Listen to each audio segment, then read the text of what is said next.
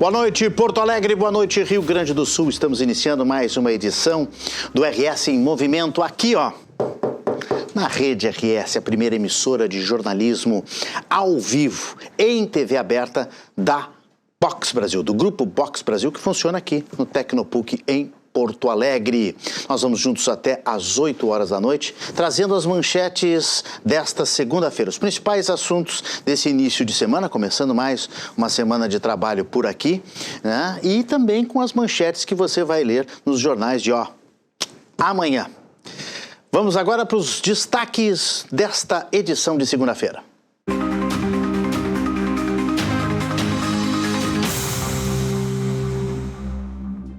A revolução digital dentro dos governos e o fim da burocracia. Como a inteligência artificial pode tornar os serviços públicos muito mais ágeis para a população. Em seguida, vamos falar do GovTech Summit para tratar das inovações que especialistas do Brasil e do exterior vão debater nesta semana em Porto Alegre. A busca por emprego também pode funcionar como uma rede de apoio. Atendentes do Cine passam por treinamento para acolher vítimas de violência e vulnerabilidade social. Na edição de hoje, vamos mostrar como as agências do Estado estão transformando a procura por uma vaga de trabalho em uma porta aberta para o recomeço, garantindo empatia, orientação e a chance de independência financeira que as mulheres merecem. A vacinação contra a gripe está aberta para qualquer pessoa acima de 6 meses de idade no estado. Nossa reportagem mostra o movimento nos postos de saúde da capital neste primeiro dia de ampliação. É hora de garantir a imunização de todo mundo na família antes da chegada do frio mais intenso. No esporte, Maratona Internacional de Porto Alegre bate recorde nacional.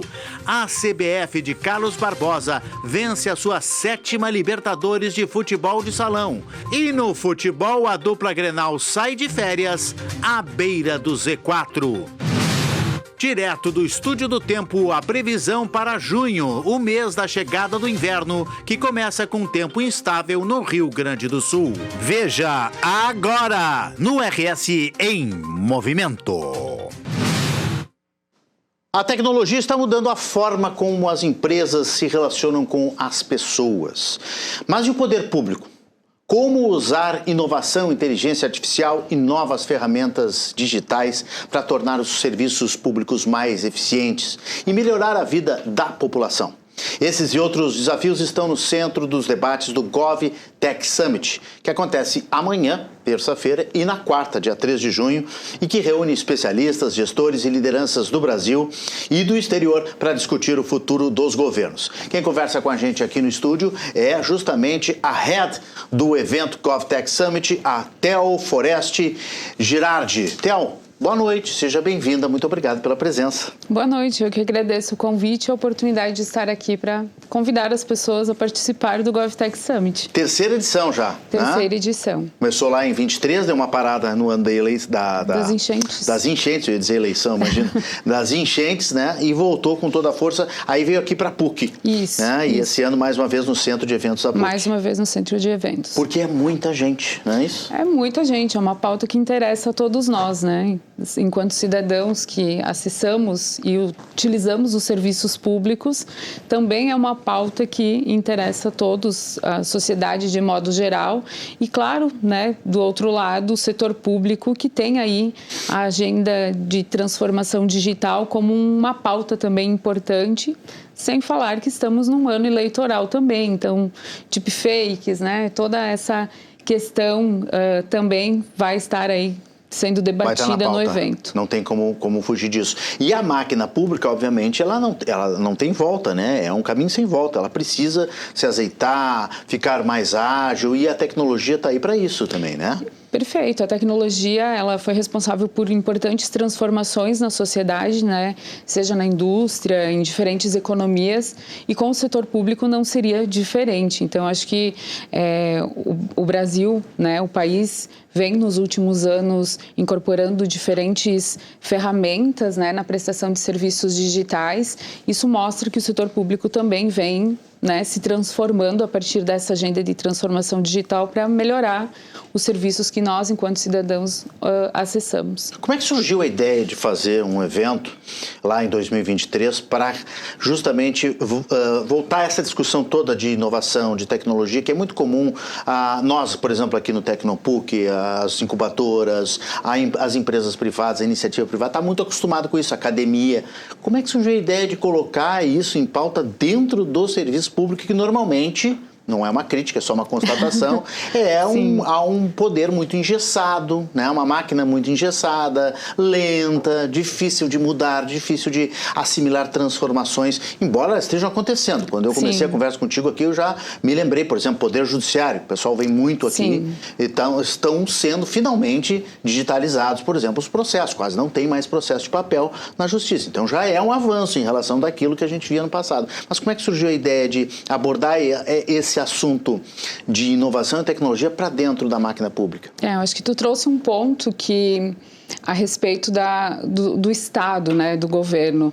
Essas organizações, elas foram concebidas para serem engessadas, né, para ter aí todo um aparato legal por trás. Porque são pesadas, né? Porque são pesadas, né, e principalmente também porque lidam com toda a questão, né, de dinheiro público, de transparência, enfim. Claro.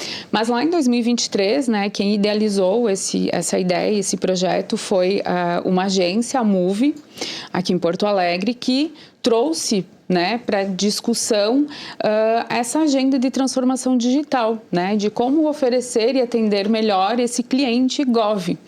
E eu venho de uma experiência profissional da área de inovação, né, fui também diretora de um parque científico e tecnológico e também tive, ao longo da minha jornada, da minha carreira, liderando este ambiente de inovação, essa proximidade com o setor público.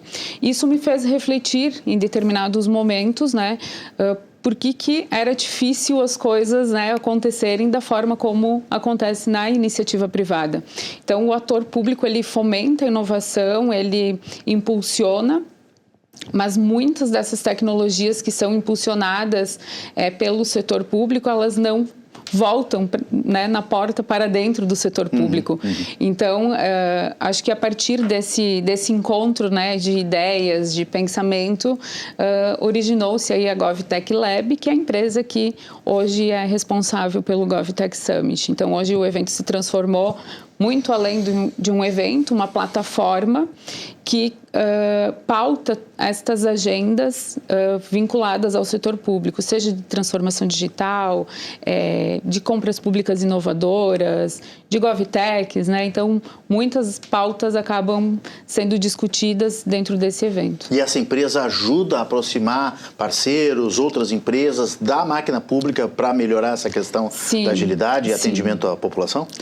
O GovTech Lab, ele tem hoje um projeto, inclusive junto com o governo britânico, e a partir desse projeto nós trabalhamos toda a questão também de capacitação, de capacidade do Estado, né, para lidar com a tecnologia também e para aproveitar melhor essa tecnologia em benefício da sociedade.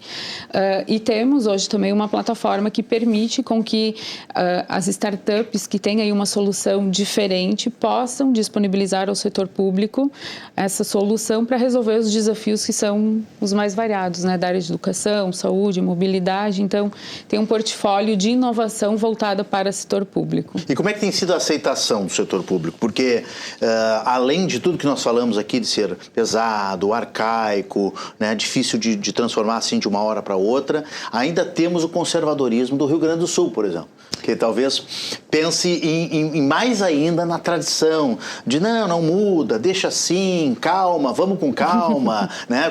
Diz que o gaúcho, a primeira palavra que diz é não, né? Para qualquer transformação e mudança, então nem se fala, né? Como é que tem sido a receptividade tanto do Lab, né, da empresa, quanto no evento de procurar, né, a partir do agente público procurar essa inovação? Sim. Se abrir para ela. Eu acho que eu sempre trago um ponto que toda inovação, toda mudança, muitas vezes ela acontece por fatores externos, né, não previsíveis. E nós tivemos a questão da pandemia, que mudou muito o formato do trabalho, né, trouxe o híbrido, trouxe muitas possibilidades do remoto. Antes não consideradas, e da mesma forma em 2024, em razão das enchentes do que ocorreu no nosso estado, foi ao mesmo tempo um momento muito desafiador, mas que ali também se abriu uma porta importante de aproximar o setor público não só das startups, dessas novas tecnologias, mas dos ambientes de inovação. Então, as enchentes, né, que a gente teve aqui no estado, que demandavam soluções imediatas de infraestrutura, de atendimento, de logística, proporcionaram com que houvesse uma aproximação através da Secretaria de Ciência, Tecnologia e Inovação, junto com o próprio Tecnopuc, com o GovTech Lab e demais parceiros, que conectassem aquilo que estava sendo desenvolvido dentro das instituições, dentro desses espaços de inovação. E nós tivemos, naquele momento, uma base de dados de mais de 300 startups vindas de todos os lugares do Brasil e de fora do Brasil, disponibilizando soluções, e muitas delas foram utilizadas naquele momento, naquele período mais crítico, justamente porque eram tecnologias que até então o setor público desconhecia. E isso nós teremos no evento, né, um espaço de exposição também, onde startups que foram selecionadas através de uma chamada pública têm a oportunidade de demonstrar essas soluções para o setor público. Perfeito. Bom, o evento cresceu tanto que eu vou dar alguns números do ano passado, não são números desse ano. Esse ano, por enquanto, faltam 11 horas, 14 minutos e 41 segundos para começar o GovTech Summit amanhã aqui no Centro de Eventos da PUC.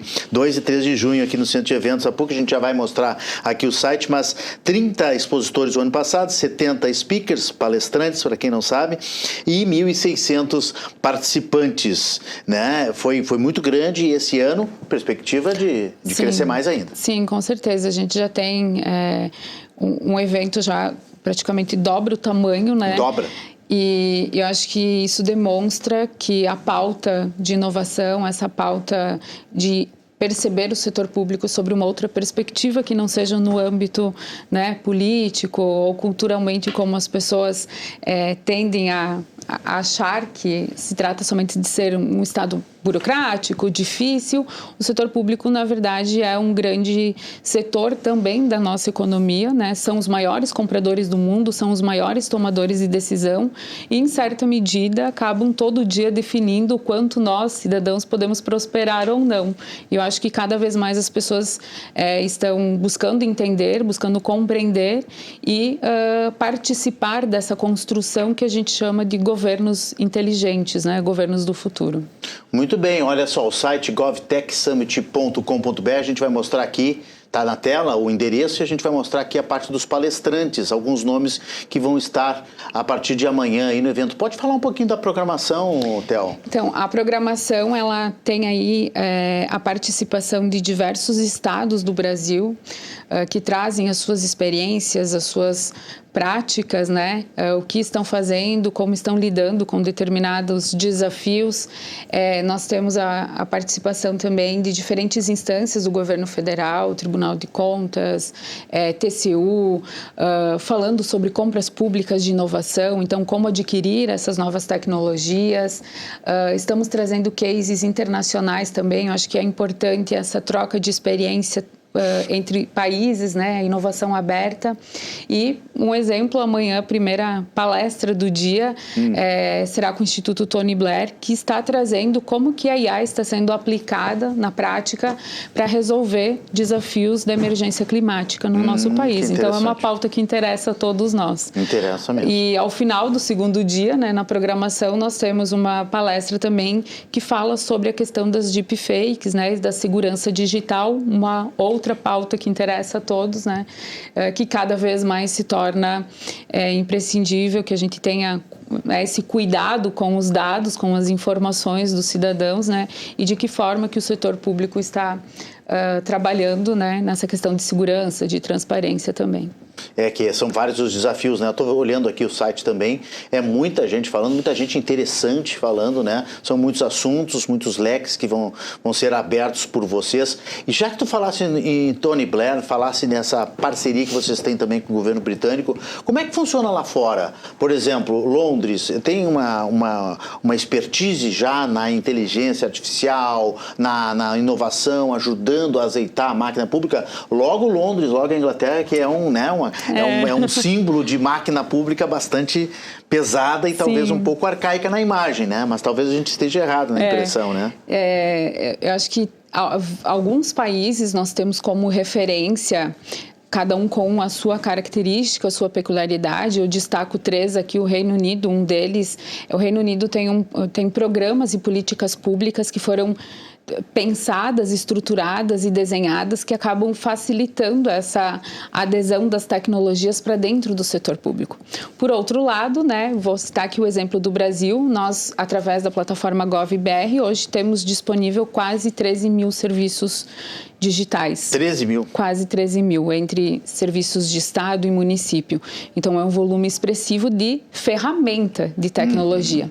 E a Estônia, um outro exemplo, né, que tem aí o governo quase que 100% digital, né? Que permite com que, por exemplo, aqui no Brasil, tenhamos uma empresa lá na Estônia, né, totalmente digital, e façamos uso de todos os benefícios de ter uma empresa lá fora. Então, essas mudanças, esse olhar, essa perspectiva do setor público para com a inovação e a tecnologia acaba sendo uma troca, né, de experiência em eventos como este, que fazem com que também aqui a gente possa vivenciar e ter as nossas boas práticas também.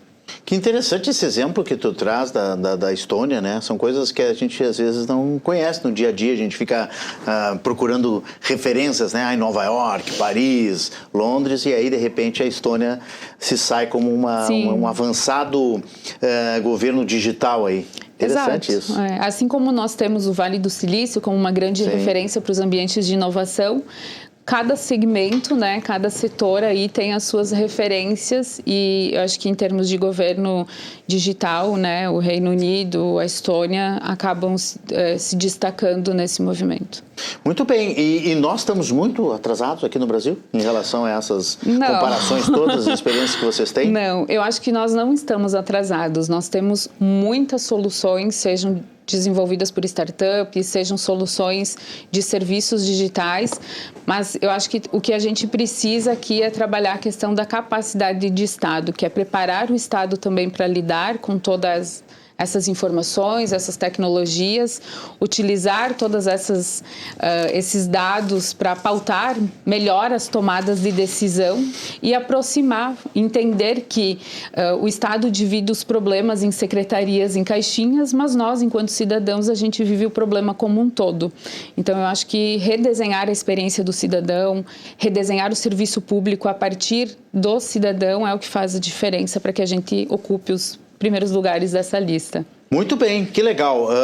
Eu vou desejar um bom evento para vocês, para todos os participantes e os speakers, né, que estão chegando ao Rio Grande do Sul para tratar nos dias 2 e 3 de junho desses assuntos todos no GovTech Summit, govtechsummit.com.br, que acontece no Centro de Eventos da PUC amanhã e quarta-feira. A gente conversou com a Theo Forest Girardi, que é Head do GovTech Summit. Muito obrigado, Theo. Sucesso para vocês. Eu que agradeço. Muito obrigada. Estamos sempre à disposição. Aguardamos todos no GovTech Summit amanhã. Tem como se inscrever ainda, né? Tem como se inscrever ainda, e amanhã, chegando lá, também vai conseguir assistir e acompanhar o evento. No site ou na hora, então, chegando lá.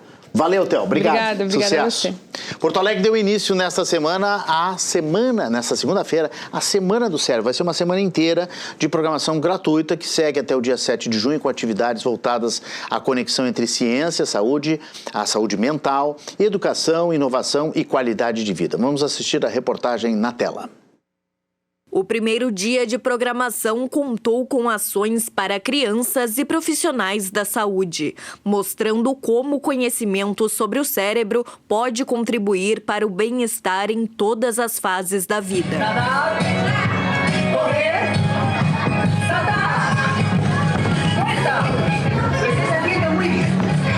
Isabelle tem apenas 12 anos e já se preocupa com a saúde cerebral de seus familiares. Aos 8 anos de idade, ela perdeu a avó paterna, que sofria com a doença de Alzheimer. Eu me sinto bastante interessada, porque eu gosto de saber das coisas assim, para eu conseguir no futuro ajudar minha outra avó, que até então eu moro com ela, né? E daí eu fico pensando assim, se isso acontecer comigo uma vez, né? Eu fico bem interessada, assim. Na atividade do lúdico ao afetivo Educação para a Saúde Cerebral, estudantes de escolas públicas participaram de dinâmicas interativas no Sesc Protásio Alves para falar sobre envelhecimento saudável e prevenção das demências. Aqui está acontecendo uma atividade com 190 crianças de 7 a 13 anos. E de uma forma lúdica e através de uma cartilha educativa da Turma da Mônica, se trabalha então os 14 fatores de risco para a demência, né? Para que as crianças possam compreender desde cedo quais são aquelas práticas que elas devem buscar ou evitar para poder ter uma boa saúde do seu cérebro na medida em que elas vão envelhecendo. A gente está aqui com um autor, que é o Fernando Aguzoli. Então, as crianças fizeram a leitura de um livro muito importante que ele publicou e hoje ele vai estar trabalhando com essas crianças ao lado de outras 2 colegas essas atividades de forma lúdica, então, para educar as crianças sobre saúde cerebral. Primeiro, é muito importante pelo fato de trabalharmos com uma comunidade que ainda não tem um estigma formado, que ainda não tem um preconceito sobre a doença, sobre o termo demência. A gente está acostumado a escutar no Brasil a palavra caduco, a gente escuta fulano ficou caduco, fulano ficou caduco, esclerosado, mas o termo Alzheimer, o termo demência, que é o termo guarda-chuva de outras demências além do Alzheimer, realmente não é muito bem conhecido pela população geral, mas essa é uma comunidade que ainda não tem esse estigma formado, então é mais fácil, é como se a gente estivesse escrevendo em um papel em branco, né? E através deles a gente pode tentar modificar a percepção da família. Eles chegarem em casa depois dessa fala hoje, dessas pessoas que conversaram aqui, eu, a Márcia, a Aline, o Eduardo, e trazer um pouquinho desse conhecimento para dentro de casa, dizendo, não é bem assim, a vovó não está esquecida porque ela está ficando velha, não é normal da velhice, isso é algo mais. Enquanto as crianças aprenderam sobre memória e envelhecimento saudável, profissionais e estudantes da área da saúde participaram de palestras sobre os impactos do estresse no coração. A atividade foi realizada no Centro Cultural Rubens Rodrigues e abordou ao longo de 2 horas como as respostas do cérebro a situações de pressão podem influenciar o funcionamento do coração e a saúde como um todo. Então, nada mais importante do que nós usarmos o que hoje se dispõe para controlar essas manifestações de estresse. Para a embaixadora da Semana do Cérebro, Ana Amélia Lemos, falar da saúde cerebral é uma necessidade urgente na atualidade. A Semana do Cérebro em Porto Alegre, mais do que um evento médico, ela tem também esse poder de irradiar para a sociedade informação, conhecimento, prevenção e as condições que nós temos para melhorar a nossa saúde mental. E hoje esses desafios da área da mente humana são extraordinariamente grandes, não só com a velocidade, a influência e o impacto das redes sociais, o excesso de violência, seja no trânsito, seja nas relações interpessoais. Então, o evento tem, eu diria, essa carga de uma espécie de laboratório até para levar o conhecimento às pessoas leigas em matéria de saúde mental para entenderem melhor o funcionamento do cérebro e a relação dele com o ambiente que nós vivemos. Aberta a toda a população, a Semana do Cérebro segue com atividades até o dia 7 de junho. Muito legal, hein? O Hospital São Lucas da PUC começou nesta segunda-feira uma obra de modernização na área da emergência, o que vai mudar temporariamente o fluxo de atendimento na instituição. Pelos próximos 6 meses, a emergência vai funcionar apenas como referência para casos graves. Isso significa que serão atendidos somente pacientes com risco iminente de morte, encaminhados pelo SAMU ou transferidos por meio da Central de Regulação de Leitos. A orientação para quem apresentar quadros de menor gravidade é procurar outros serviços da rede municipal, como as UPAs e prontos atendimentos da capital. Segundo o hospital e a Secretaria Municipal de Saúde, a ocupação da rede será monitorada diariamente para garantir o suporte da população ou o suporte à população durante o período das obras. E a partir de hoje, a vacina contra a gripe está disponível para todos os gaúchos com mais de 6 meses de idade. Em Porto Alegre, o primeiro dia da aplicação da campanha foi marcado por um movimento considerado positivo nas unidades de saúde. A orientação é aproveitar a chegada do frio para garantir a proteção contra o vírus influenza, antes que o inverno comece, né? Vamos conferir na tela. Com o início de junho e a queda nas temperaturas, a vacina contra a gripe foi liberada para toda a população a partir dos 6 meses de idade. O primeiro dia da nova etapa da campanha teve movimento considerado positivo em Porto Alegre. No posto Modelo, no bairro Santana, a vacinação atraiu um grande número de pessoas logo no primeiro dia de liberação para toda a população. Segundo profissionais da unidade, a expectativa é de que o fluxo de pessoas aumente ao longo dos próximos dias, à medida que mais pessoas busquem a imunização. Até agora, mais de 200 mil doses já foram aplicadas na capital. Entre os grupos prioritários, mais da metade do público-alvo já recebeu a vacina. A liberação para toda a população busca ampliar a cobertura vacinal em um período de maior circulação dos vírus respiratórios. A orientação das autoridades de saúde é que a população procure a unidade mais próxima e aproveite a visita para conferir se outras vacinas do calendário também estão em dia. E também aqui na capital, mais uma comporta do sistema de proteção contra cheias voltou a ser instalada depois de passar por modernização. Confira na tela. A comporta 4 do Sistema de Proteção contra Cheias de Porto Alegre voltou ao Cais Mauá depois de passar por um processo de modernização. A estrutura, que fica em um dos principais acessos à área portuária da capital, recebeu melhorias para aumentar a segurança e a eficiência na contenção das águas do Guaíba diante de novas cheias. Fabricada em aço, a comporta passou por intervenções que incluíram recondicionamento completo de peças, aprimoramento da vedação e integração com o muro da Mauá. O objetivo é garantir um desempenho mais eficiente do sistema de proteção, evitando que a água invada o centro histórico. Agora, a comporta deve receber as últimas etapas de concretagem nos pilares de fixação necessárias para o funcionamento completo da estrutura. As comportas 11 e 12 também serão substituídas por novas estruturas, projetadas para suportar a força das águas do rio Jacuí. Desde o ano passado, 8 das 14 comportas existentes foram desativadas, sendo substituídas por estruturas fixas de concreto armado. Já as comportas 1, 2 e 6 também foram modernizadas e já estão em operação. Em 2 anos, mais de 11 milhões de reais foram investidos nas barreiras móveis do Sistema de Proteção contra Cheias de Porto Alegre. E depois do intervalo a gente fala sobre a capacitação de profissionais da Fundação Gaúcha do Trabalho e do Cine para atender e orientar mulheres que buscam por vaga de emprego e que possam estar em situação de violência. O intervalo é bem rápido e a gente volta em seguidinha. Esse vai ser o nosso próximo assunto. Eu espero vocês.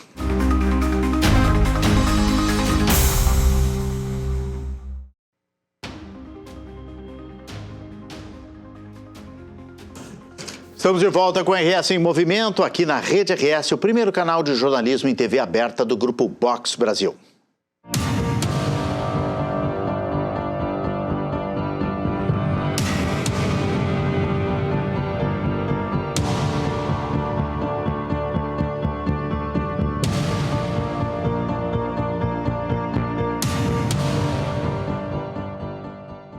Muitas mulheres que buscam uma oportunidade de emprego também carregam histórias de violência, discriminação e vulnerabilidade social. Por isso, o governo do estado está capacitando servidores das agências da Fundação Gaúcha do Trabalho e Cine para oferecer um atendimento mais humanizado e com perspectiva de gênero. A ideia é transformar o momento da busca por uma vaga de trabalho em uma porta de acolhimento e orientação para essas mulheres. Quem nos explica melhor essa iniciativa é a assessora da direção da Fundação Gaúcha do Trabalho, Renata Gabert, que está conosco aqui mais uma vez. Seja bem-vinda, Renata. Obrigada, boa noite. Boa noite, muito obrigado pela presença. Oportunidade. Acertei o sobrenome? Gabert? Sim, bem Gabert? bonitinho. Francês, né? Pois então, meu avô dizia que alguns soldados franceses tinham se perdido na Áustria, mas acho que não. O nome está espalhado. Bom, mas é Áustria ali. ou é França? Está ali na Europa, né? Deixa eu dar boa noite também para a secretária adjunta da Secretaria dos Direitos da Mulher, que está conosco aqui na Supertela e vai conversar junto com a Renata e comigo, com Renata e com o Renato. Secretária Viviane Viegas, muito boa noite, seja bem-vinda.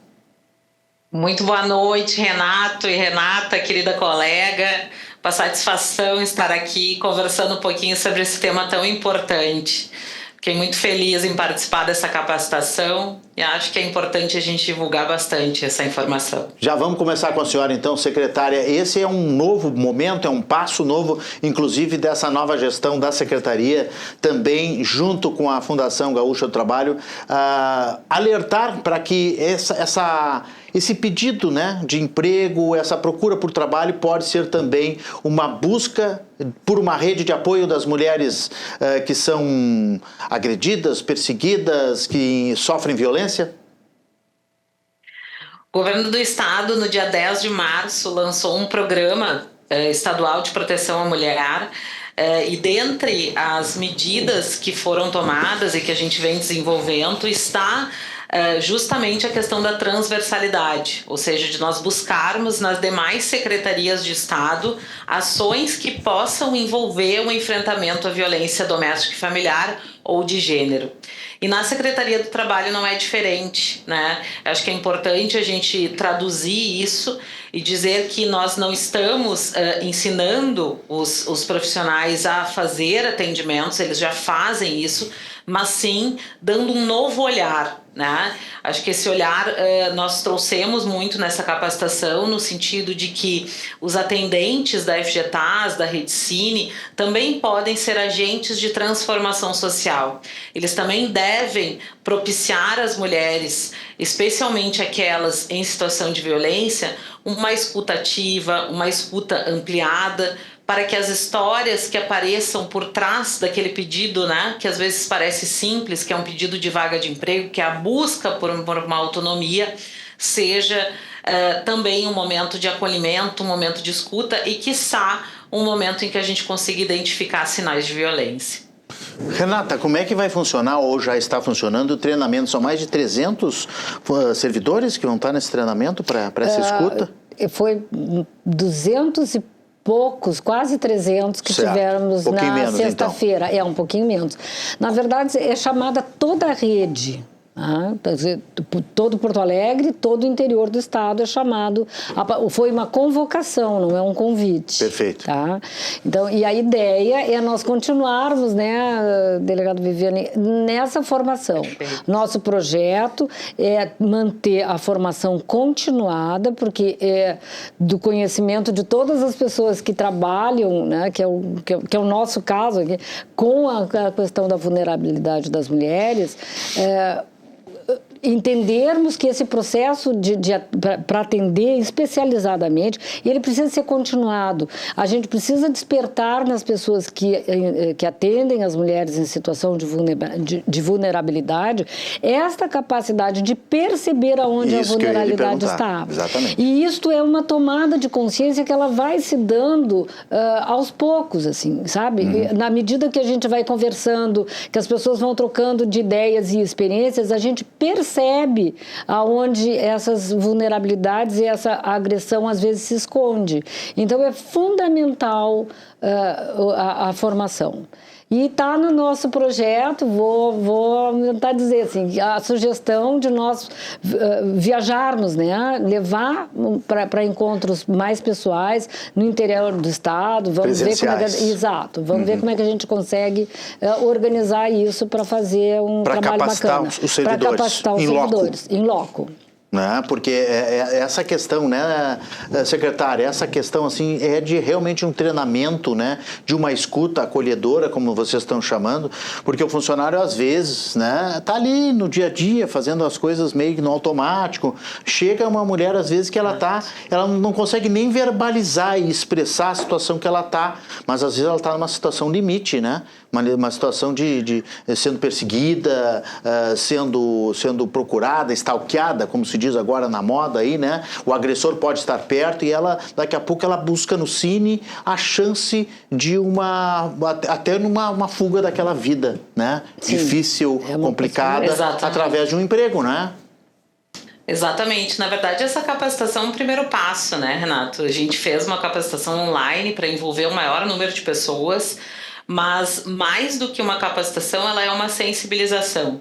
Hoje a gente já sabe que a maioria das violências que levam para uma escalada, que podem chegar até um crime como feminicídio, normalmente não são as agressões físicas, né? Também podem acontecer, mas normalmente não são.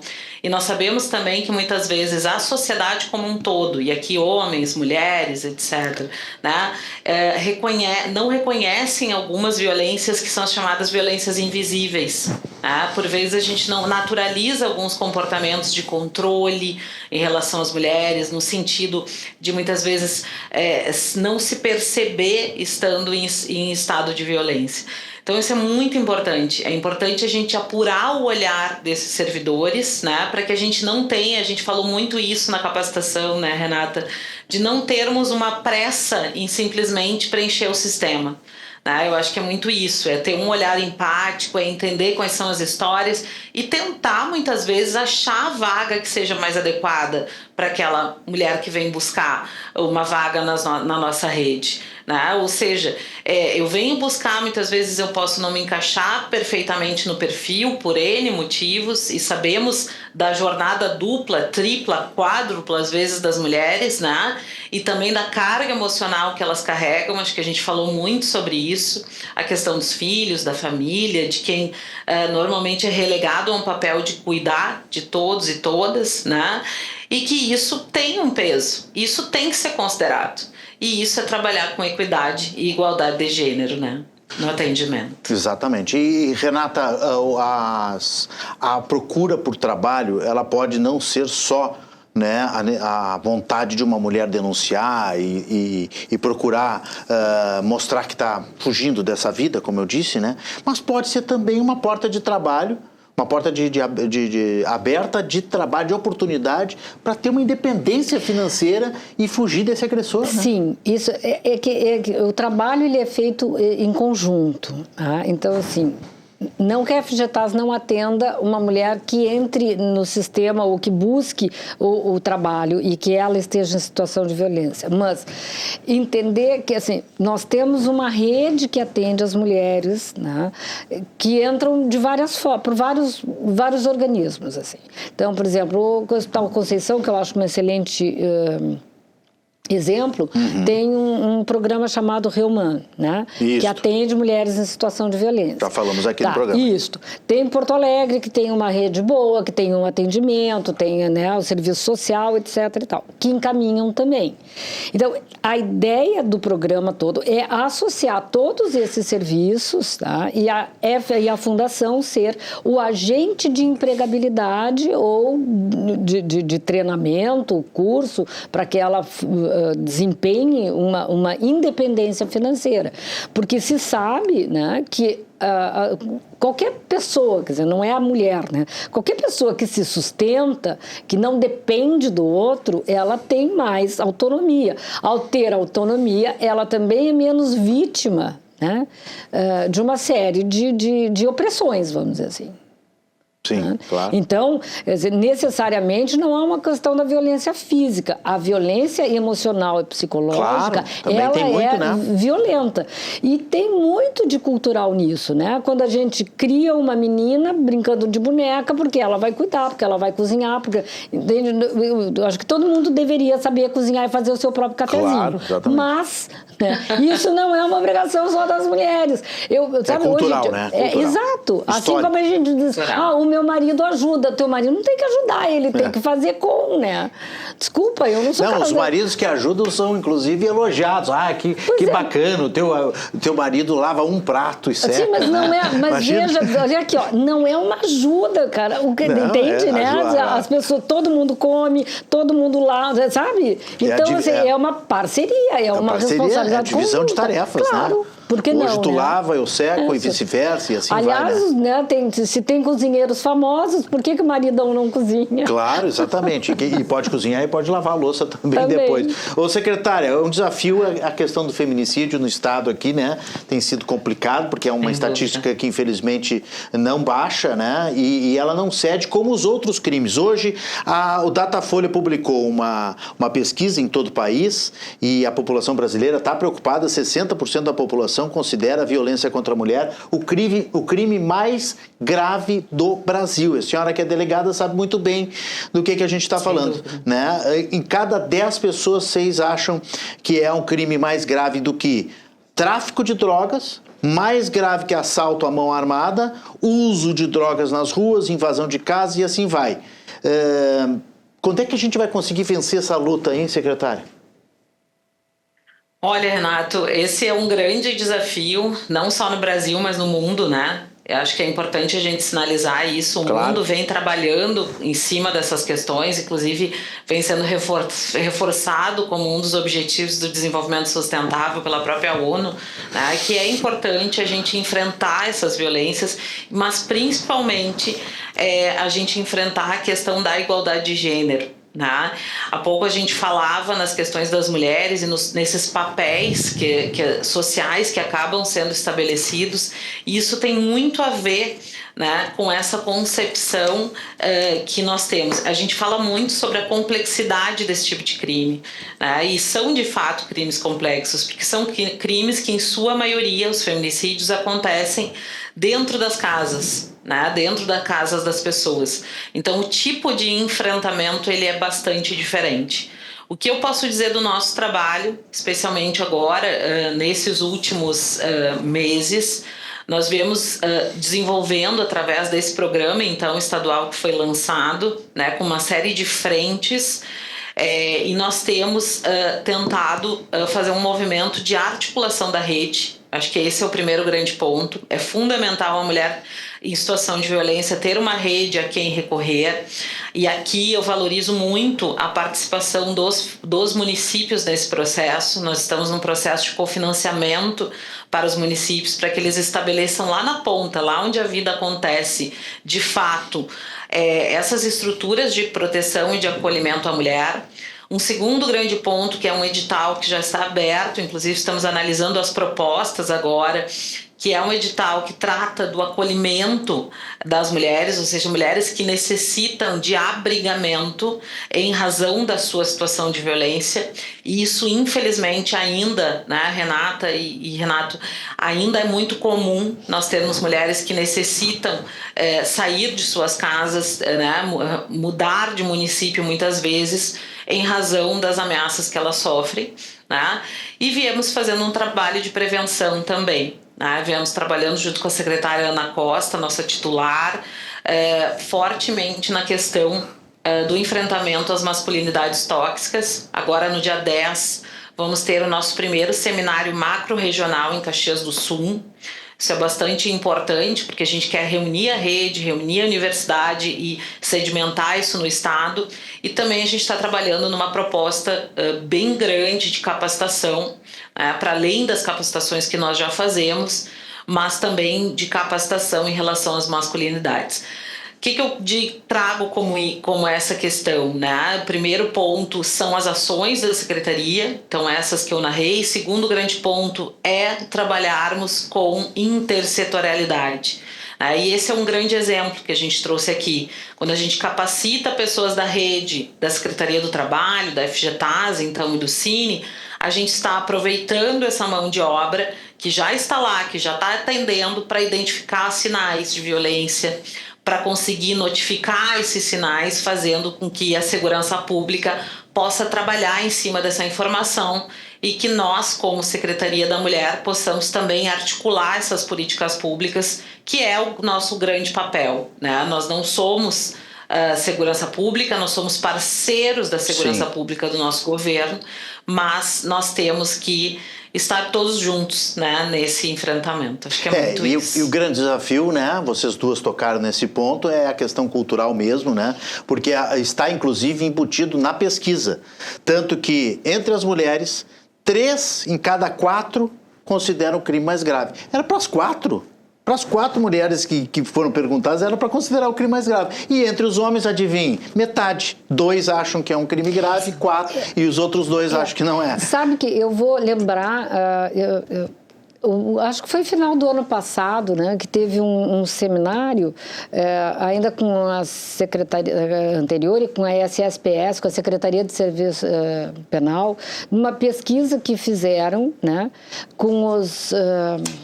Enfim, com os homens que estavam apenados ou com alguma sentença em função de violência doméstica.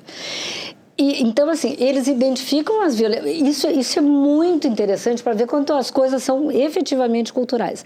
Eles identificam a existência da violência, mas eles não se acham violentadores. A gente tratou disso aqui no programa também. Né? Então, veja... Assim, eles não conseguem conceber, eles não vão reconhecer a gravidade do crime que cometeram. Entende? É isto. Então, e é sobre isso que a gente fala. Portanto, nos alguns não se sentem nem culpados, nem com remorso. Não, porque nem ela... Entende? Porque de uma certa forma, para ele, ela deu causa à violência que ele cometeu, seja ela de que ordem for. E é esta questão da formação, né? Entende? É aí que a gente tem que trabalhar. É uma caminhada bem difícil. Secretária, quero lhe agradecer, mas ao mesmo tempo parabenizar aí por essas iniciativas e esta também relacionada ao trabalho, né, a procura do emprego, junto com a Fundação Gaúcha do Trabalho. Sensacional. Muito obrigado pela participação conosco aqui. Estamos sempre à disposição. Secretária e delegada Viviane Viegas, secretária adjunta da Secretaria do Direito das Mulheres. Muito obrigado. Obrigada, que agradeço o espaço. Obrigada. Boa noite. Renata, muito obrigado pela presença aqui. Parabéns. Ordens, muito obrigada. E tomara que vocês consigam levar, então, para todo o Estado, presencialmente também, essa capacitação, né? Mas, e ouvindo os casos também, detectando, né? Esses casos como exemplos, né? Daqui a pouco chega lá uma mulher, olha, aconteceu isso hoje, replica isso, como é que foi o atendimento? Assim, nós temos alguns municípios do interior que já têm um atendimento mais significativo nisso, porque é um projeto... Na verdade, assim, quando surgiu a legislação de cotas, né, para a empregabilidade de mulheres em situação de violência no setor público, a Fundação começou a trabalhar enfim, né, na organização disso. Então, tem 2 cidades assim, que trabalham já com mais avanço, que é Caxias e Passo Fundo. E que vai bem, assim, né? Além de Porto Alegre. E aí, agora a nossa ideia tem que replicar para as falar. outras, né? Exato. Renata Gaber, muito obrigado pela participação mais uma vez conosco aqui na Rede sempre à disposição. Assessora da direção da Fundação Gaúcha do Trabalho e Assistência Social, Renata Gaber. Até a próxima. Obrigada, até a próxima. Valeu, garoto. O primeiro dia do mês de junho foi de tempo estável em todo o Rio Grande do Sul. Vamos até o Estúdio do Tempo para ver como é que fica a previsão para terça-feira. Boa noite, Ana Luísa Soares.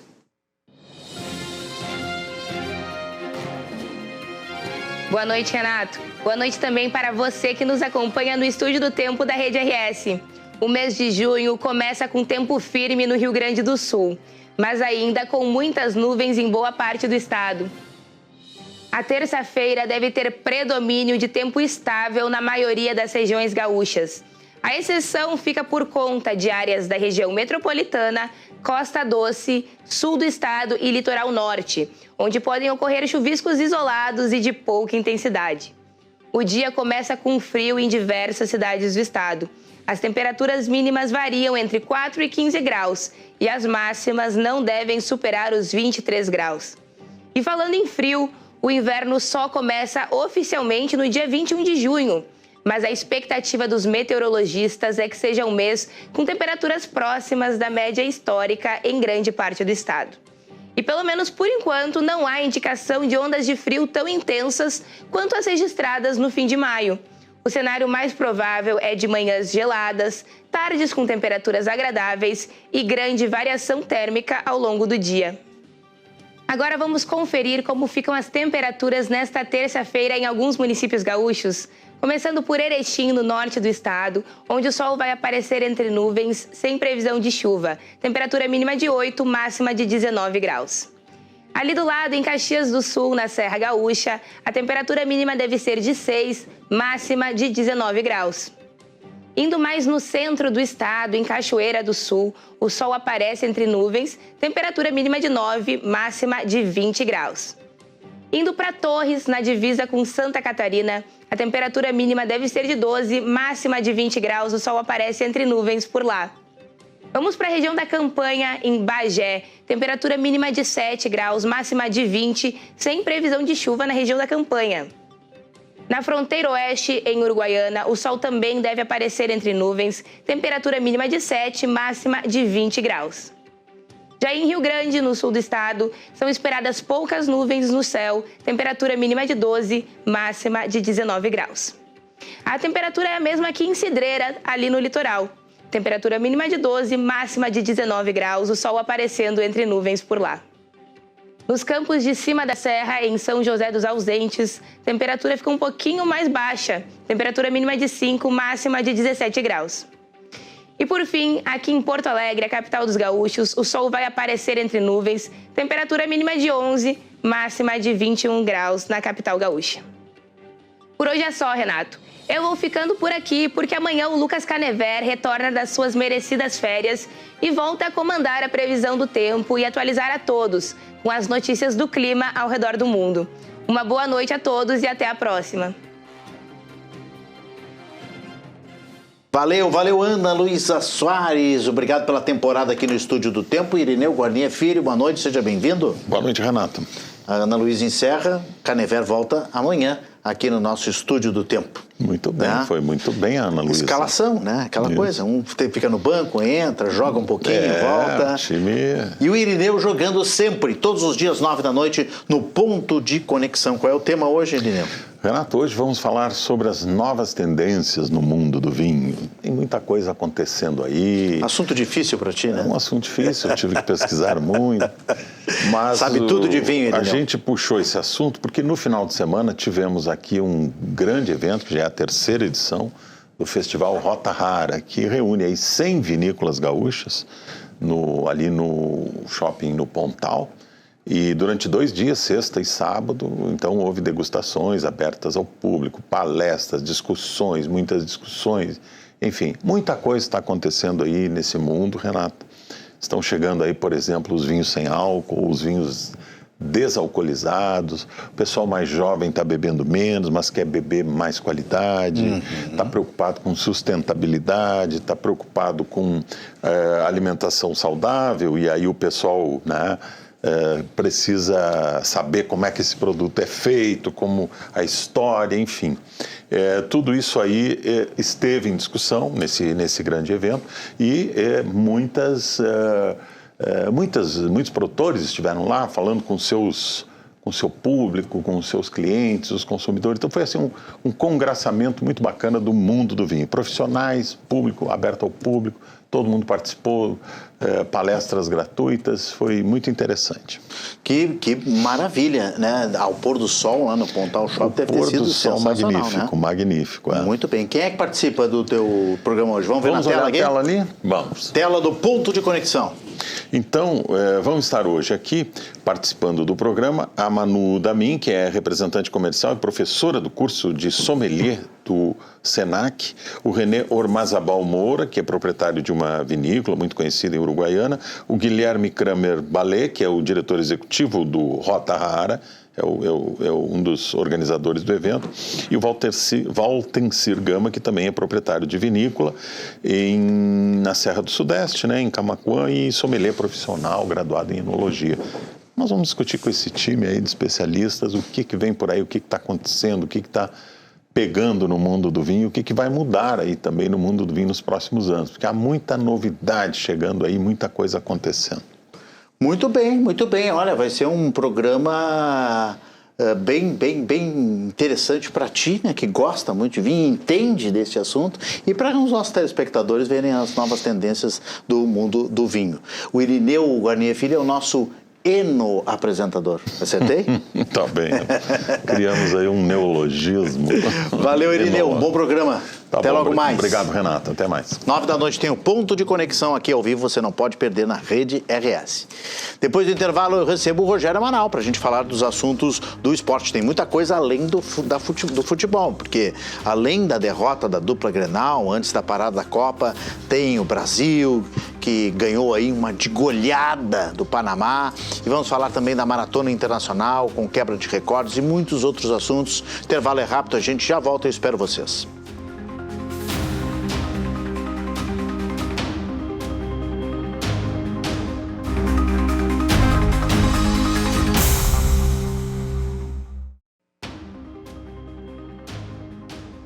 Estamos de volta com a RS em movimento. No último sábado, a pré-candidatura de Gabriel Souza e Hernani Polo ao Palácio Piratini foi lançada. O evento na Zona Norte de Porto Alegre celebrou a parceria entre os partidos MDB e PSD. A nossa reportagem acompanhou o evento e os detalhes você confere agora na tela. Ao lado do pré-candidato à presidência, Ronaldo Caiado, o atual vice-governador do Rio Grande do Sul, Gabriel Souza, firmou parceria com o deputado Hernani Polo em pré-candidatura rumo ao Piratini.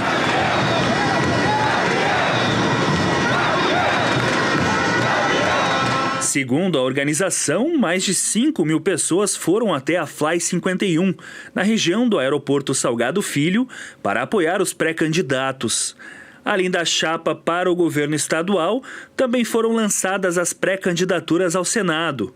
O ex-governador Germano Rigoto e o líder do governo na Assembleia Legislativa, Frederico Antunes. A nossa pré-candidatura, da nossa chapa, ela apresentará um programa para os gaúchos e para as gaúchas de evolução. Um programa de evolução que significa inovar, fazer coisas novas, ter novas medidas, viabilizar soluções novas para problemas que ainda não foram resolvidos, mas ao mesmo tempo sem que isso viabilize retrocessos. Com o slogan 100% Rio Grande, os candidatos pretendem agir de forma descolada da polarização a nível nacional. Nós não somos candidatos ou pré-candidatos em virtude de uma candidatura presidencial. Nós não somos meros emissários e não emulamos as candidaturas presidenciais, a candidatura presidencial que a gente apoia. Nós estamos apoiando o Ronaldo Caiado porque achamos que ele, de fato, é a melhor opção para o Brasil. Ronaldo Caiado expressou apoio à chapa gaúcha e sinalizou como será a atuação com o Estado, se for eleito presidente, principalmente em áreas como segurança pública. Eu vou realmente repassar poderes aos estados, condições de dar mais liberdade para cada governador, de acordo com o seu potencial, a sua capacidade de desenvolvimento, aos prefeitos, com isso dando maior liberdade, não só na área econômica, mas na área da segurança pública no país, com a parceria direta do presidente da República, fazendo o que se tem na Europa hoje, uma polícia que ela seja também sem limites de fronteiras com os 10 países que nós temos aqui, em toda essa região, fronteiriços com o Brasil, podendo buscar também parceria com todos os países do mundo que queiram conosco buscar trazer informações e compartilhar informações, fazer com que haja o máximo de tecnologia, como hoje em Goiás, por exemplo, eu uso a inteligência artificial, que é a plataforma mais desenvolvida hoje que existe na América Latina para combate ao crime, com resolutividade hoje das maiores que tem em todos os níveis de segurança pública na América Latina.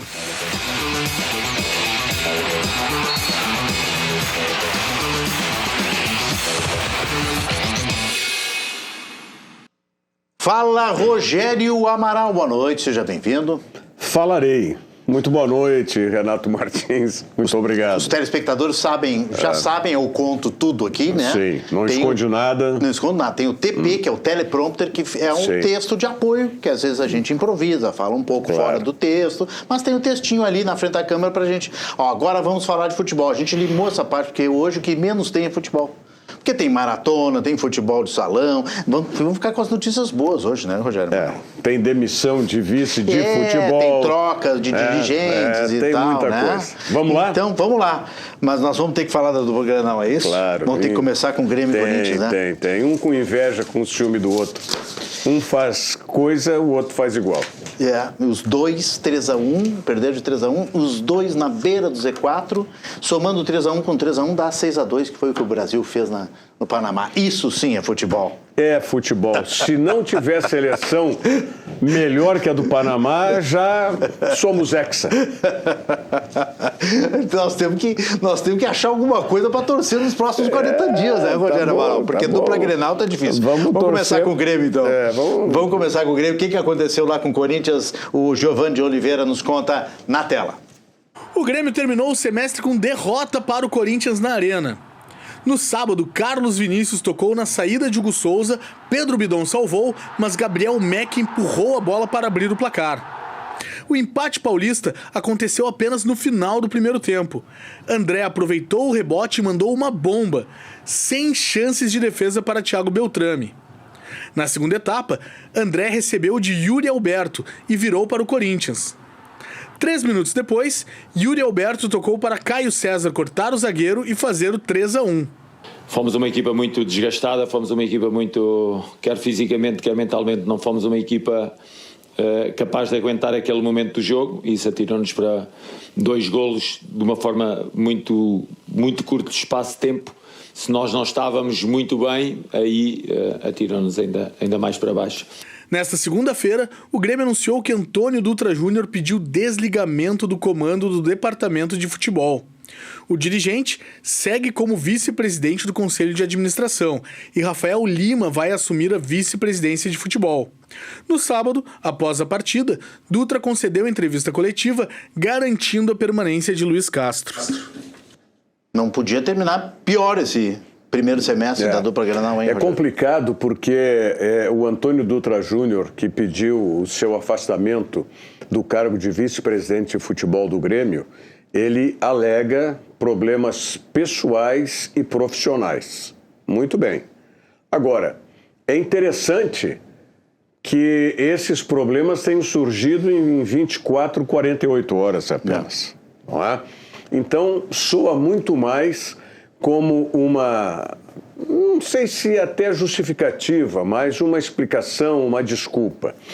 E o que se tem e o que se sabe é que essa formação da diretoria do Grêmio, ela sempre teve uma figura muito forte por trás para unir todas as partes. E essa figura se chama Celso Rigo. Ele, justamente, que é o empresário que tem mais depositado recursos financeiros para que o Grêmio resolva os seus problemas. E, além disso, Celso Rigo também foi quem conseguiu ser, vou usar uma expressão aqui antiga, né? Mas o algodão entre os cristais. Mas é uma boa expressão. Porque foi ele, quando na campanha eleitoral, no momento em que Antônio Dutra Júnior se negou a colocar na chapa para o Conselho Deliberativo alguns nomes que eram da diretoria do ex-presidente Alberto Guerra, até a época ainda presidente, e também alguns nomes de outros candidatos ou nomes ditos por outros candidatos. Ali houve uma cisão e o Marcelo Marques, que tinha sido quem havia comprado a Arena, comprado a gestão da Arena, o Marcelo Marques se afastou do processo. E quem foi trazer novamente o Marcelo Marques, se não de inteiro, porque o Marcelo desistiu da candidatura à presidência, quem foi o Celso Rigo. Foi quem conseguiu contornar a situação entre o Antônio Dutra Júnior e o Marcelo Marques. Então, o Celso Rigo, hoje inclusive vazou um áudio onde o Celso Rigo faz diversas considerações, não diretamente a respeito da saída do Antônio Dutra Júnior, mas a respeito de contratações, a respeito de valores, né, que ele vinha colocando para viabilizar o futebol do Grêmio, não é, como pagamento de salários, pagamento também de outra parte da remuneração, como direitos de imagem, compra de jogadores efetivamente, como foram os recursos financeiros para comprar o enamorado. Então, esse áudio vazou, que né, do Celso Rigo, apesar de não se ter a confirmação, e isso realmente deixa uma situação política no Grêmio ou deixou, vamos dizer, numa situação política difícil para o Antônio Dutra Júnior. E aí essa seria a razão real da saída do Antônio Dutra Júnior. Vamos ver como é que se desdobra agora. Assume o então diretor de futebol, né? O Rafael assume como vice-presidente de futebol e o Antônio Dutra Júnior fica participando. Não se sabe que tipo de participação efetiva ele terá no Conselho de Administração do Grêmio, que são os vice-presidentes. E o Grêmio vai para as férias. Vai para as férias. Todos os times vão para as férias dessa maneira. Né? Muito bem. Vamos de Inter, então, porque a dupla Grenal tem uma capacidade incrível de ser criativa, então o Inter perdeu também de 3-1. Vamos saber a crônica do jogo com o Thales Aliardi na tela. O Inter foi derrotado pelo Bragantino e perdeu a chance de ficar longe da zona de rebaixamento durante a parada para a Copa. O Bragantino comandava as ações ofensivas no primeiro tempo e abriu o placar com Fernando Santos. No final da primeira etapa, Juninho Capixaba bateu a falta com força e ampliou para o time de Wagner Mancini. O Colorado viu seu adversário voltar do intervalo com a mesma intensidade. Pita chegou primeiro na bola e foi atingido por Victor Gabriel. Pênalti para o Bragantino, que foi convertido pelo goleiro Volpi. No final, Brian Aguirre descontou, mas o time de Paulo Pesolano não teve forças para buscar a reação. O rival foi superior em todo momento. E nada, agora seguir para adelante, aproveitar estas semanas que temos agora para seguir trabalhando, não no CT, mas seguir trabalhando e seguir arrumando as coisas para que seja melhor para o futuro para o Inter. Também muito ruim. Muito ruim, muito ruim. Agora é difícil entender os critérios do técnico Paulo Pesolano. Ele vinha escalando o jovem Alex, oriundo das categorias de base do Internacional. Inclusive escalou pelo lado direito, pelo lado esquerdo. Aí, num determinado momento, né, o Alex deixou de ser titular, passou o Vitinho novamente a titularidade pelo lado direito. E aí, no jogo passado contra o Vitória, quando ele teve a oportunidade, né, de escalar, na ausência do Carboneiro, escalar o Alex, não, ele não escalou. Ele não escalou. Agora, nesse jogo, naquela partida, ele escalou o Borré, né? Escalou o Borré. Agora, dessa feita, ele também tinha, na ausência do Bernabé, a possibilidade de escalar o Alex no time. Não, ele escalou o Alan Patrick. Sabe? Então dá, assim, a aparência de que o Pesolano quer sempre agradar todo mundo dos jogadores dentro do vestiário. E aí termina acontecendo o que aconteceu, a derrota para o Vitória, a derrota agora para o Bragantino. E aí o que faz o Internacional? Tirou o sofá da sala. É isso. Que culpa tem, tá? O Leozão, que é o Leonardo Martins, o preparador de goleiros, tá?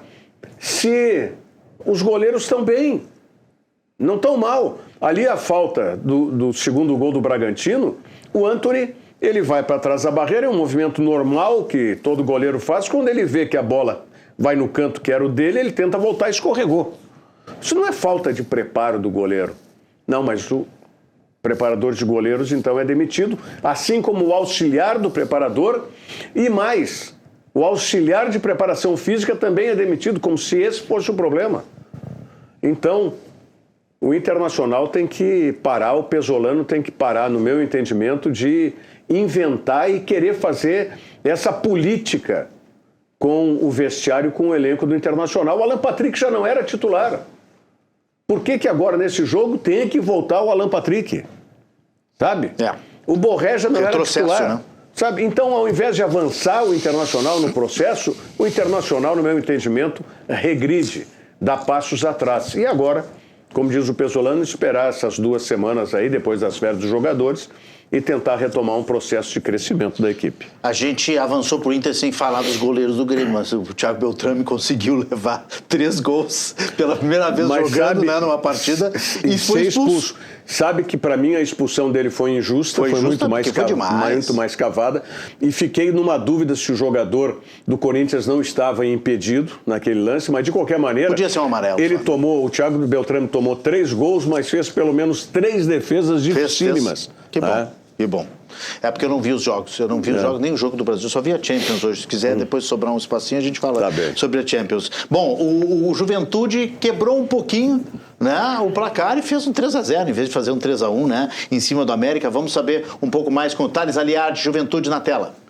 O Juventude voltou a vencer na Série B. Na sexta-feira, o Clube da Serra recebeu o América no Alfredo Jaconi. E logo no início da partida, Raí Silva aproveitou a cobrança de escanteio e chutou bonito. 1-0 Juventude. No segundo tempo, Alisson Safira aproveitou o cruzamento rasteiro de Aderlan e fez o segundo gol do Juventude. Já nos acréscimos, Vadson aproveitou o erro do goleiro, avançou e chutou cruzado. Final, Juventude 3, América 0.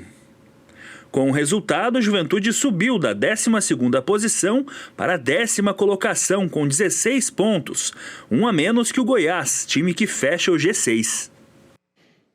Fez o tema de casa. E é isso, é importante que o Juventude venha nesse crescimento. E por que o G6? Não é? Porque agora... o regulamento da Série B se classificam apenas campeão e vice automaticamente para a Série A do ano que vem. E aí do 3º ao 6º colocados, nós teremos aí o play-off, o mata-mata. O 3º contra o 6º e o 4º contra o 5º. Então, por isso que é importante o Juventude não perder de vista aí essa turma do G6 e terminar pelo menos na 6ª colocação. Muito bem, vamos para a Série C? Série C tá bem, o Caxias tá bem. Bárbara Bertoncini nos traz os detalhes, então, na tela. Pela Série C, o Caxias saiu perdendo no Estádio Centenário. Logo no início do segundo tempo, Neto Berola aproveitou a bola cruzada na área e abriu o placar para o ituano. Aos 17 minutos, Cauã Richard recebeu o segundo amarelo e foi expulso. Com a vantagem numérica, o Caxias empatou com Vitor Feijão, que aproveitou o desvio de Salatiel no escanteio. A virada aconteceu já nos acréscimos. Em cobrança de falta, Salatiel aproveitou o cruzamento e mandou, sem chances para o goleiro. Já o Ipiranga chegou à 4ª derrota seguida. Contra o Inter de Limeira, fora de casa, o time de Erechim saiu na frente com Estevão. Mas no segundo tempo viu Vitor Leque empatar e Marco Antônio virar para os paulistas. Com os resultados, o Caxias termina a rodada em 5º com 15 pontos e o Ipiranga ficou em 15º com 10 pontos. Turma da Serra, o Caxias realmente é uma recuperação importante. O Ipiranga tem que fazer essa retomada de imediato, porque senão ele vai ficar fora dos 8 classificados. E aí não vai ter jeito. O Ipiranga parece que depois de 2 anos em que ele esteve quase para subir para a Série B, o Ipiranga perdeu o rumo nessa competição e já desde o ano passado que não vem pontuando adequadamente aí para disputar a parte final. E o Caxias tem o exemplo do ano passado. Não adianta nada você fazer uma campanha, né, excelente, maravilhosa nesse turno de classificação, como foi o ano passado, chegar em primeiro e desmobilizar nos quadrangulares. Não. O Caxias tem que se manter aí para chegar entre os 8 primeiros e aí sim manter ou surpreender mais ainda na parte final. Muito bem, agora é a Série D. Mas nós temos uma tela aqui que nos traz o São Luís e traz o Guarani. Vamos para a tela? Os resultados realmente não são bons aí, não é? Porque nós tivemos aí o Joinville contra o Guarani, 2-0, famoso Jeque lá de Santa Catarina, Isso. Né? Esse é o grupo 14, né? E o São Luís até pode se considerar um bom resultado, né? Esse empate aí diante do Cascavel, já que foi fora de casa.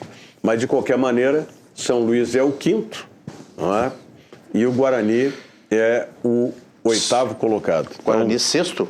Sexto colocado. Sexto colocado. Com 4 pontos. 4 pontos e 12 pontos tem o São Luís. Esse é o grupo 14. E vamos para o outro agora grupo, o grupo 15 que é o 15. já está na tela aqui. O grupo 15 é o outro grupo, esse aí. Não, na verdade, o que está certo? O roteiro ou a tela, Giovanni? A tela que está certa. O nosso roteiro aqui está com um número atrás. Então é o grupo 15 e o grupo 16. Agora não, 16... é o 14, atrasamos o grupo. Atrasamos os grupos. Então agora 16 na tela aí, Rogério Amaral, faça as honras. O Brasil perdeu em casa, né? Barbaridade. Pelotas 2-1 para o Blumenau. E o São José, o Zequinha, sim, vem conseguindo. Sabe quem é o treinador? Esse time que o escudo ali, a gente está vendo que jogou contra o São José, é aquele time que tem o nome com a pronúncia diferente, São Joséense. Então foi o São José contra o São Joséense. É clássico, já virou um clássico. São José dos Pinhais, certo. Ao lado de Curitiba. E aí o São José é o 4º com 10 pontos e o Brasil é o 5º com 9. O Brasil ainda mantém, mas o São José é uma recuperação. Sabe quem é o treinador do São José? Não. Argel Fux. Sim, já tínhamos falado aqui. Já tínhamos falado. Grande Argel. Rogério, a gente tem que falar ainda de futebol de salão e de maratona. São duas boas notícias, né? A CBF pentacampeã da Libertadores de futsal. Muito bem. Realmente foi uma grande campanha. Eu acho que não é penta, eu acho que é 7, não é 7? Eu falei penta? Eu falei hepta. Tu tá lá no penta do Brasil ainda. Tô pensando no pentacampeonato do Brasil. Não, hepta, é 7 vezes campeã. 7 vezes. Hepta. Vamos assistir com a Ana Luísa Soares, na tela. A CBF se sagrou heptacampeã da Libertadores de futsal. A final foi contra o Magnus, em Carlos Barbosa, e o tempo normal acabou em um disputado 2-2. O placar foi aberto por Fogaça, que soltou a pancada após bobeada da defesa do Magnus. O empate veio com Rodrigo, que desviou para o gol na cobrança de escanteio. O time gaúcho voltou à frente no marcador com o oportunismo de Otanha, mas sofreu mais uma vez o empate no gol de Bruno Andrade. A disputa de pênaltis foi acirrada e, após 7 cobranças convertidas da CBF e 6 do Magnus, Caio Marinho parou no goleiro Pedro Bianchini, que assegurou o título da Libertadores para o clube gaúcho, o 7º na sua história. Agora, a CBF é a maior campeã continental, deixando o Jaraguá para trás. Que festa, hein, Rogério? E lá em Carlos Barbosa, né, que é a sede da CBF, e eu fico particularmente muito feliz pelo meu querido amigo, ex-colega de faculdade, aqui mesmo na PUC, né, o Clóvis Tramontina, que nós vimos ali já com a dificuldade de deambular, de caminhar, né, na cadeira de rodas. Ele que sempre foi o grande incentivador do futsal e principalmente da CBF, né? Então, merecidamente, esse heptacampeonato, quanto, né, se enfrenta uma equipe como o Magnus, tem que se ter muita resiliência, como nós vimos aí na matéria da Ana, né, na reportagem da Ana. Mesmo sofrendo empate, vai para uma decisão de pênalti e consegue a vitória. Com isso, a CBF é a maior do mundo no futebol de salão? Dá para dizer? Olha, tem o Mundial também, né? Que a CBF também já conquistou.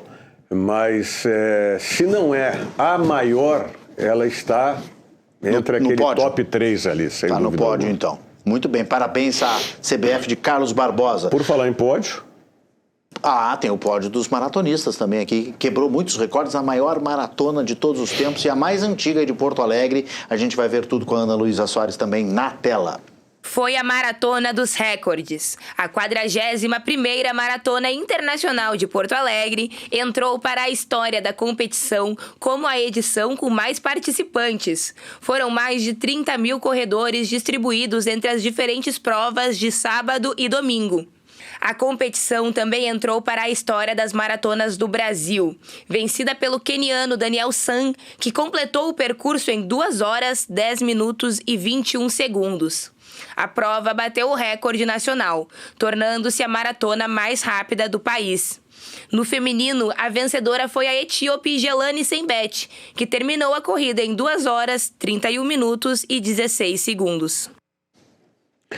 Única maratona que passa por dentro do mercado público. É muito legal isso. É muito legal. Mas eu estou procurando a informação de quem teve a ideia de mudar o percurso, sabe? Porque foi a ideia mais genial que nós tivemos. Porque a mudança de percurso para um percurso que é muito mais plano do que era o anterior, tá? E é o mais plano, me parece, de todas as outras maratonas que nós temos. E aí, o que isso, né? Qual foi a consequência? Primeiro, recorde de inscritos. Claro. Tá? E recorde de tempos batidos também. Porque é justamente isso que se procura, que você consiga sempre melhorar o seu tempo. E nós tivemos isso, como disse a reportagem, a quebra de recordes. Então, isso tornou atrativa a Maratona de Porto Alegre e eu não tenho dúvida que vai ser realmente a maior e vai continuar sendo a maior maratona e vai fazer com que outras maratonas, não só no Brasil, mas pelo mundo também, Renato, comecem a mudar os seus trajetos para deixar mais plano o traçado, sem tantas subidas e descidas, que aí vai favorecer justamente com que os corredores possam diminuir os seus tempos nos 167 metros, é isso? 42, tem mais 167, é isso? Tem mais, não é só 42? Tem mais um complemento que nos confessa. Acabado, com 42 ainda tem mais 167. Mais um percurso. Então, meu Deus do céu. Olha, quem teve essa ideia de mudança de percurso realmente merece todas as homenagens. Parabéns à Prefeitura aí pela execução também, né? Da Maratona de Porto Alegre. Rogério, muito obrigado. Não deu tempo de falar do Arsenal, que foi injustiçado. Eu não gosto de decisões em pênalti. O Arsenal jogou melhor. O gol foi mais bonito. Porque o outro gol de pênalti não é gol bonito, né? Tá, mas um gol trabalhado. Mas é uma competição de futebol esportiva, não é de estética. Aí bota a prorrogação. Não é de estética. Bota... Não, mas é de mérito. O Arsenal devia ter ganho pela primeira vez na história da Champions. Quem sabe o ano que vem. Tá bom. Valeu, Rogério Amaral. Obrigado. Eu também devia tanta coisa. Eu não entendo nada de futebol, sabe disso. Aquele abraço. Até amanhã. Até amanhã. RS em Movimento fica por aqui. Sorte, saúde e sucesso. Desejo a vocês uma ótima noite. Obrigado pela audiência. E amanhã, 6h30 da noite, nós temos um novo encontro aqui na tela da Rede RS. Valeu, até amanhã.